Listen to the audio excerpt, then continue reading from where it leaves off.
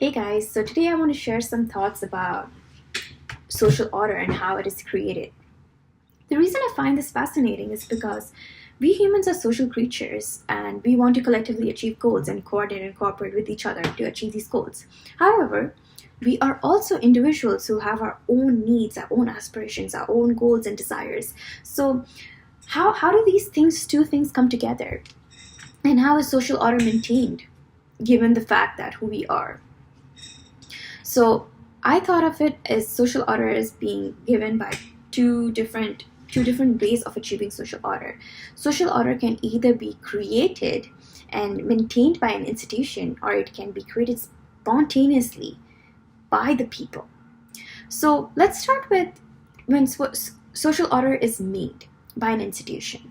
So examples of this would be the government, the law, religious institutions, the companies that we all work at. So over here, we are expected to follow a certain way of living. We are expected to do certain things because that is being maintained and regulated by a party.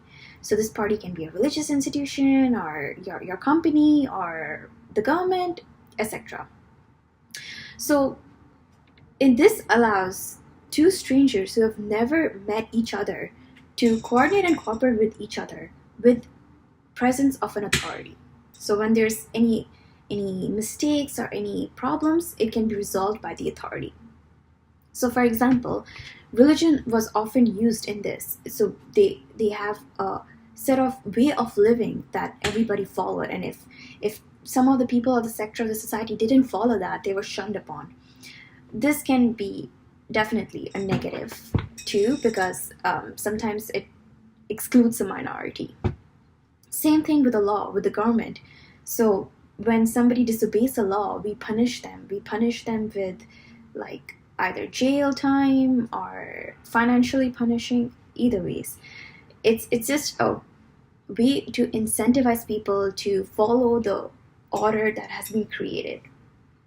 It is important to know that these orders sometimes do not get updated by the needs of the people, since it can get difficult for the people to remain in harmony, as these laws do not reflect the current values and the morals of the people. So they have to be frequently revisited and revised and by the people. So that is what democracy aims to do, but it can obviously get better. And then there's ways where we can spontaneously create order. Now this is pretty fascinating to me. So like sometimes even trends on Instagram, they are a good example of spontaneous order.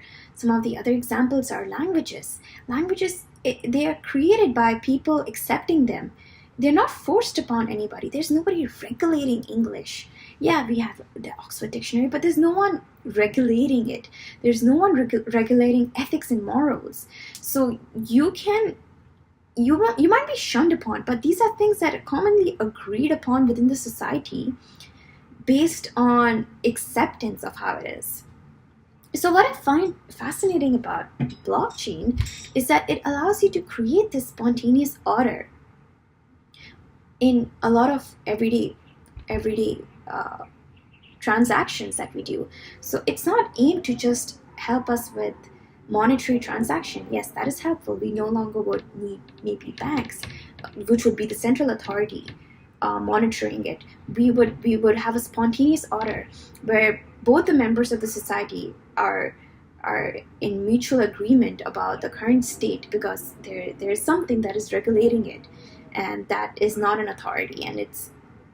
And I think it's pretty fascinating on how order is being achieved there. So what are your thoughts on order and how we can achieve it? And what do you think are some of the ways that we can move towards a more spontaneous order, and how we can go away from the central authority, whether it's even if it's a religion or the companies, either or. Like, feel free to tell me and educate me, and we both can learn from each other. Cool. Awesome. Thanks, guys.